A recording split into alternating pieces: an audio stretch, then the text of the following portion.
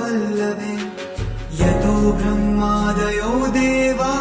सृष्टिस्थित्यन्तकारिणा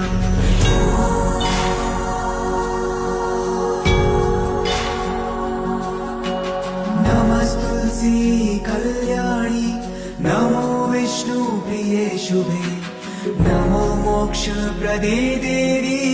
नमः सम्पत्प्रदायिके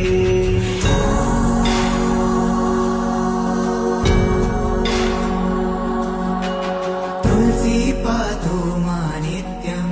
सर्वापद्योऽपि सर्वदा कीर्तितापि स्मृता वापि पवित्रयति मानवम्